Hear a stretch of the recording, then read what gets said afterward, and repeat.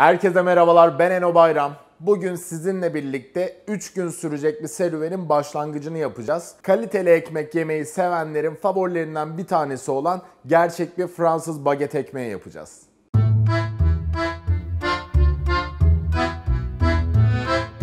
Hemen malzemelerimle başlamak istiyorum ama ilk günde ekmekle alakalı hiçbir şey yapmayacağız. Ekmeğe başlamadan önce Polish adını verdiğimiz preferment yani ön mayalamaya tabi tutulmuş bir hamur oluşturacağız. Bu terim aslında tamamen eski fırın ustalarından çıkmış bir terim. Çünkü marketlerden aldığımız şu gördüğümüz hazır maya piyasaya çıktığında eski usule alışmış fırın ustaları şöyle bir düşünceye kapıldılar. Ya arkadaş, ben o kadar süre uğraşıp ekşi maya yapıyorum ekmeğimi kabartmak için.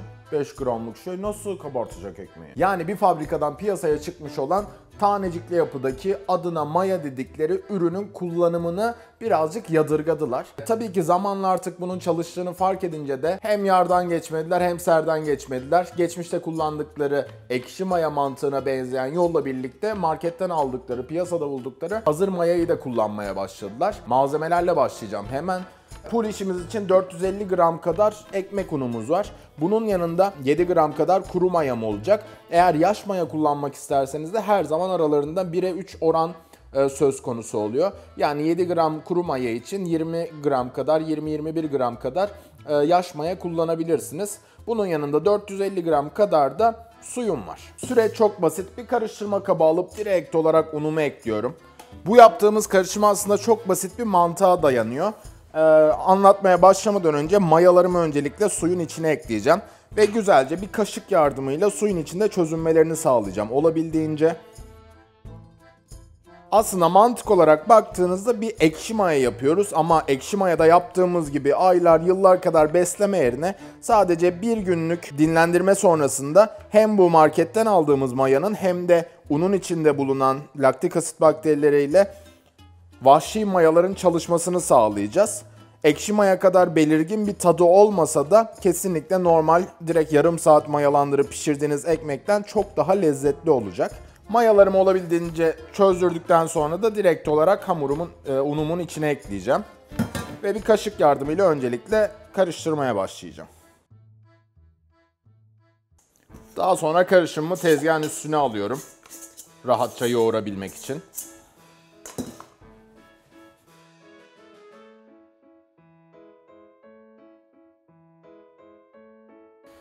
Maalesef mahallemizdeki fırından aldığımız baget adındaki ekmeğin bagete tek benzer yanı uzun olması boy olarak. Lezzet olarak normalde aldığımız somun ekmekten, düz ekmekten herhangi bir farkı yok. Ülkemizde maalesef bu baget ismi sadece şekil olarak oturmuş. Ama bu videoda yaptığımız ekmeği gördükten sonra bagetin aslında bambaşka bir dünya olduğunu fark ediyor olacaksınız. Evet, 10 dakikalık yoğurma sonrasında şöyle güzel pürüzsüz bir hamur elde ettim. Bir tane karıştırma kabı alıyorum. Çok az miktarda sadece duvarlarına süreceğimiz kadar zeytinyağını karıştırma kabına ekliyorum ve her tarafına yediriyorum. Bunu yapmamızın sebebi hamurumuzun kaba tam olarak yapışmasını engellemek. Daha sonra da yaptığım pulişi direkt olarak alıyorum içine. Ve hazırladığım hamuru koyduğum kabı bir streç filmle saracağım. Hamurdan birazcık büyük bir kapta koymanızı öneririm çünkü hamurumuz giderek kabaracak. Pul işimizi bu şekilde 24 saat kadar, yani 12 saat ile 24 saat arasında buzdolabında mayalanmaya bırakacağız. İçindeki market mayasının, vahşi mayanın ve laktik asit bakterilerinin çalışmaya başlayıp birazcık o mayalanmayı ve lezzeti yükseltmesini sağlamaya çalışacağız. Yarın baget ekmeğimizin kendi hamurunu yapmak üzere burada olacağız. Evet, ikinci günden selamlar. Bugün bagetimizin asıl hamur kısmını yapacağız. Direkt malzemelerle başlayalım. 500 gram kadar ekmek unum var. Ekmek unu dediğimiz şeyde yüksek protein oranına sahip. Yani Türkiye'de genellikle %12, %12,5 civarlarında unlar bulabiliyoruz. 500 gram kadar yüksek proteinli ekmek unum var. 300 mililitre kadar su kullanacağım. Suyumun olabildiğince ılık olmasına dikkat ediyorum. 7 gram kadar mayam olacak. Bunun yanında 10 gram kadar da tuz kullanıyor olacağım. Öncelikli olarak unumu bir karıştırma kabına alıyorum. Ve tabii ki mayamı da suyumla karıştırıyorum. Tuzu da una ekledim. Tuzla mayayı hiçbir zaman bir arada koymuyoruz. Yani tuzu unla, mayayı da sıvıyla karıştıracağız ekmek yaparken. Çünkü yüksek asidite bildiğimiz üzere mayanın, yani marketten aldığımız mayanın ölmesine sebep oluyor. Şöyle mayamı suyun içinde güzelce bir karıştıracağım. Olabildiğince suda erimesi adına, yumuşaması adına. Maya kenarda dinlenirken de tabii ki pool işimizi çıkaracağız. Pool işimizi dün yapmıştık ve yaklaşık 24 saat kadar dolapta bekledi. Ve şu şekilde gördüğünüz kabarmış güzel bir hamur halinde. Küçük bir yoğurup içinden havayı çıkaracağım rahat hareket edebilmek adına. Daha sonra da bir rulo haline getireceğim. Ve şöyle küçük parçalar halinde keseceğim pool işimi. Çünkü direkt olarak hamurumuzla karıştıracağız. Daha sonra mayamı da artık kabarınca direkt karıştırma kabıma ekliyorum. Ve tabii ki pool işlerimde parça parça bu karışıma ekleyeceğim. Daha sonra da öncelikle un suyu çekene kadar bir karıştıracağım güzelce tahta kaşık yardımıyla. Daha sonra da bütün karışımı tezgaha yıkacağım. Şöyle bir güzel bütün karışımı, pool işi, unu, suyu birbirine yedirene kadar yoğurmaya devam edeceğim.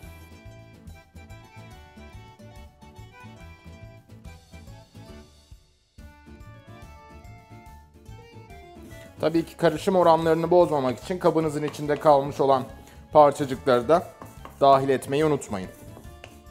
Ve hamurum homojen hale gelene kadar yoğurmaya devam edeceğim. Bu işlemi bir mikserde de yapabilirsiniz. Mikserin hamur yoğurma aparatı aynı etkiyi yaratacaktır. Ve birazcık da tabii ki bileklerinizin yorgunluğunu azaltacaktır. Hamurumuzu tabii ki homojen hale gelsin diye yoğuruyoruz ama asıl sebeplerden bir tanesi de gluteni çalıştırmak. Yani ekmeğimizin baloncuklu yapısını oluşturan glutenin çalışmaya başlamasını sağlamak. Tabii ki glutenin yeteri kadar çalışıp çalışmadığını da öğrenmenin bir tane yolu var. Yani hamurumuzun artık yeterince yoğrulduğunu anlamanın. Şöyle bir parça hamur alıyorum. Buna gluten penceresi adı veriliyor. Ve şöyle kenarlardan çekerek açmaya başlıyorum. Açtığınız ortadaki en ince yerde pürüzsüz ve sonuna kadar, yani şu şekilde açtığınızda şöyle yırtılmadan esneyebilen bir yapı oluştuğunda, ki pürüzsüz yapı çok daha önemli, artık hamurunuzun hazır olduğunu anlayabiliyorsunuz. Şu an hamur hazır değil, o yüzden yoğurmaya devam ediyorum. Evet, yaklaşık 12 dakikalık bir yoğurma sonrasında hamurum bu hale geldi. Tekrar bir gluten penceresi testi yapacağız. Zaten direkt olarak şeklinden, yumuşaklığından anlayacaksınız hazır olduğunu. Çünkü böyle yoğurması, oynaması aşırı eğlenceli bir hamur haline geliyor. Ve testi yaptığımızda da şu şekilde.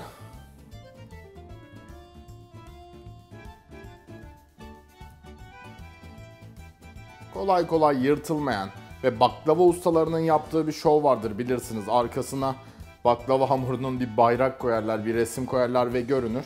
Aynı o mantıkta şöyle açtığınızda yırtılmadan arkasından ışık geçecek hale gelene kadar açılmış olması gerekiyor. Açılabiliyor olması gerekiyor hamurun. Bu noktada artık hamurumuzun hazır olduğunu anlayabiliyoruz. Son bir şekil vereceğim güzelce, parça hamurumu da içine yedirip. Dünkü kabımı aldım. Birazcık zeytinyağı ekliyorum yine. Zeytinyağını güzelce her tarafa yedirip bütün kabın duvarlarına yedirmenizi öneririm. Çünkü artık hem içinde marketten aldığımız maya hem de dünden hazırladığımız ön mayalanmaya tabi tutulmuş pool iş söz konusu. Bu da tabii ki çok fazla kabarmasına sebep olacak. İsterseniz şöyle bir peçete yardımıyla fazlalıklarını alabilirsiniz zeytinyağını. Daha sonra da hazırladığım hamuru direkt olarak içine bırakıyorum ve güzel bir streç filmle saracağım. Daha sonra ise yaklaşık 18 saat kadar, aslında yaklaşık değil en az 18 saat, ki bu süreç 36 saate kadar uzatılabilir. Süre uzadıkça da çıkacak lezzet tabii ki artacaktır. En az ama 18 saat kadar buzdolabında mayalanmaya bırakacağız. Yarın artık son gün olarak bagetimizi öncelikle yoğurup şeklini verip kısa bir mayalandırma uyguladıktan sonra da pişiriyor olacağız. Evet, geldik büyük güne. Artık mayalanmış hamurumuzu şekillendirip hazırlayıp pişirme aşamasına geçeceğiz. Gördüğünüz gibi hamurum kabından taşacak noktaya kadar yükseldi. Yaklaşık ben bir 24-25 saat kadar beklettim. 36 saatlere kadar bekletsem büyük ihtimalle bu hamur buradan taşacakmış. Yapacağımız şey çok basit bu noktadan sonra. Hamurumu şöyle içindeki havayı aşırı boşaltmadan, yani nazik davranarak tezgahıma alacağım. Önce şöyle bir dikdörtgen şekil açıyorum. Ve daha sonra yapacağım şey hamurumu bir kitap şeklinde katlamak olacak. Öncelikle dıştan içe, daha sonra diğer taraftan ve son olarak da şu şekilde yuvarlayarak hafifçe havasını çıkardığım bir hale getireceğim. Bu miktarda bir hamurdan 6 tane baget çıkacak. Öncelikle bir hamurumu tartacağım. Yaklaşık 1,5 kiloluk bir ağırlığa sahip. 6'ya böldüğümde de 250'şer gramlık porsiyonlar halinde 6 tane baget oluşturmaya çalışacağım.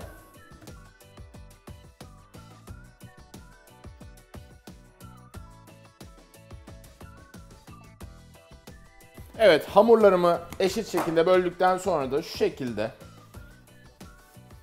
güzel bir yuvarlak topak haline getireceğim hepsini.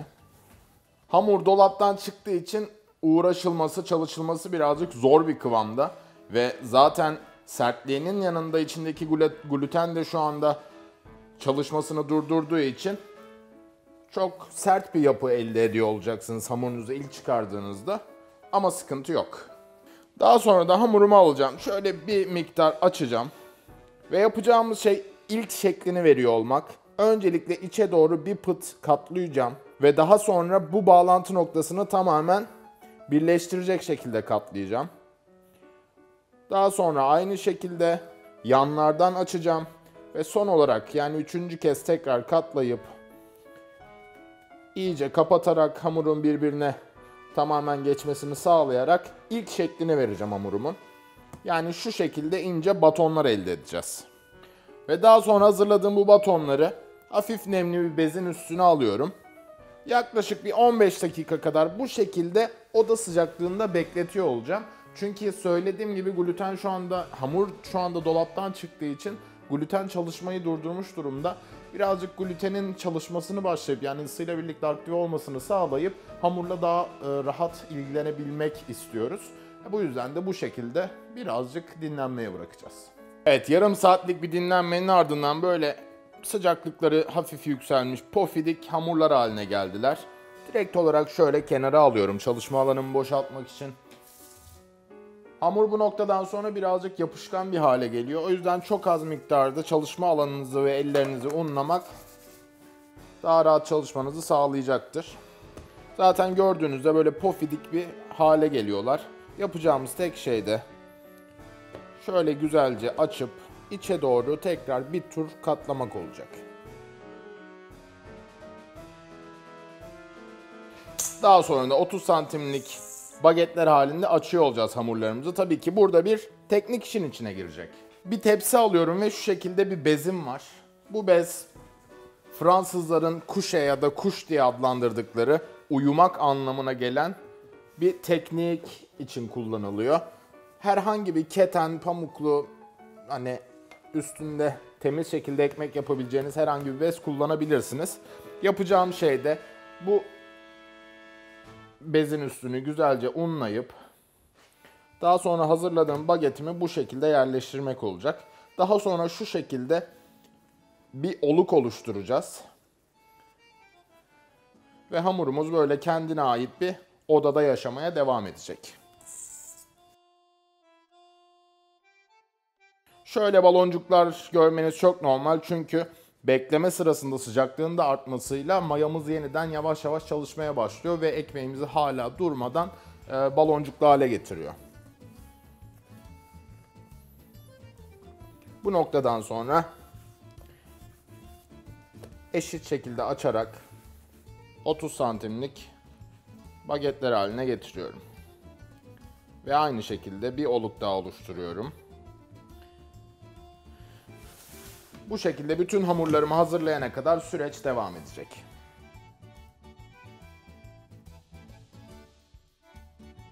Ekmeğinize çalışırken bu şekilde esnek, rahat bir şekilde çalışabiliyorsanız gluteniniz çok iyi şekilde çalışmaya başlamış demektir.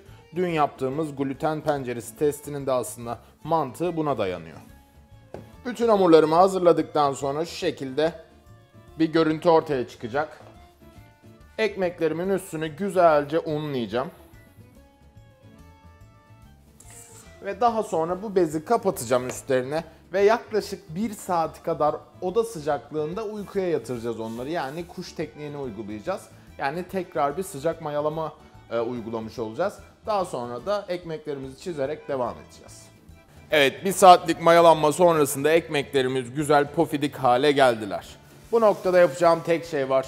Öncelikle tabii ki fırınımı 240 dereceye ısıttım. Şöyle küreğimi hafif bir unluyorum ekmeklerimin yapışmaması için. Ve alt tarafı altta kalacak şekilde küreye yerleştiriyorum. Bu noktada yapacağımız belli bir şey var. Ekmeğimizin üstüne çizgiler çekeceğiz. Yani kesikler atacağız. Bunu yaparken kullandığımız Lame adında bir jilet söz konusu. Ama şu anda elimde olmadığı için elimdeki en keskin bıçağı kullanacağım. Yapacağımız şey de çok basit. Tek bir hamlede ekmeğin üstüne kesikleri atıyor olacağız. Şu şekilde bir kesme hareketi kesinlikle uygulamıyorsunuz. Tek bir hamlede ekmeğinizi kesiyorsunuz. Bundan sonra da ekmeğimi alıp direkt olarak fırına atacağım. Tabii ki fırına atarken önemli konulardan bir tanesi şu şekilde bir kaynar suyum var. Bunu da ekmeklerle birlikte fırına atıyorum. Bu suyu da koymamızın sebebi şu. Fırına girdikten sonra artık ekmeğin içindeki karbondioksit ve alkol dışarı çıkmaya çalışıyorlar. Bu da ekmeğimizin şişkin pofidik olmasına yardımcı oluyor. Ama eğer böyle yüksek bir sıcaklıkta çalışıyorsanız direkt olarak ekmeğin üstü bir kabuk bağlamaya başlıyor. Bunu engellemek için de fırınınızın içinde özellikle ekmek pişirirken nem olması gerekiyor. Yani buhar yardımıyla bu nemi sağlayıp üstteki kabuğun birazcık daha yavaş oluşmasına sebep olarak ekmeğimizin daha fazla kabarmasını, daha baloncuklu olmasını sağlıyoruz. Ekmeklerimi fırına attım. Sürekli olarak izleyerek, pişkinliklerine göre yerlerini değiştirerek pişirmeye devam edeceğim. Altın sarısı bir renge sahip olana kadar. Evet, serüven bitti. Artık ekmeklerimize kavuştuk. Ekmeklerimi fırından çıkardıktan sonra bir 20 dakika kadar dinlendirdim. Çünkü sıcağı sıcağına kestiğinizde o içerideki baloncuklu yapı tam oturmadan ekmeğinizi hiç etmiş oluyorsunuz. O yüzden birazcık dinlendirdim. Burada 2 tip ekmek göreceksiniz. Bir tanesi çok güzel çıtır bir yapıya sahipken bir tanesi daha böyle yumuşak, yuvarlak bir hale sahip. Ekmeklerden bir tanesini çizmedim. Yani bıçak yardımıyla şekil vermedim. Sonucun ne şekilde değişeceğini görebilmemiz adına. Gördüğünüz gibi daha böyle pürüzsüz, düz, çok da açıkçası şunun yanında yüzüne bakılmayacak bir sonuç ortaya çıkıyor. Ama tabii ki içerideki baloncuk, yani karbondioksit ve alkolün dışarı çıkma isteği karşısında hiçbir şey duramıyor. O yüzden de zaten bu karbondioksit ve alkol kendi çıkacak yeri kendi içinde hamurun en güçsüz noktasında yaratıyor. O yüzden her zaman ekmeklerinizi çıtır yapılarının oluşması ve daha güzel görünmesi adına kesmeyi unutmayın. Çıkardıktan sonra tabii ki üstündeki fazlalık unu da temizledim. Ekmeğimizin piştiğini anlamak için tek bir kontrolümüz var. Altına şu şekilde parmağımızla vuracağız ve duymak istediğimiz şey şu olacak.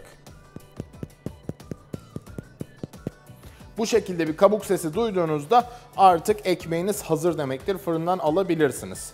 Tat noktasına hemen geleceğim.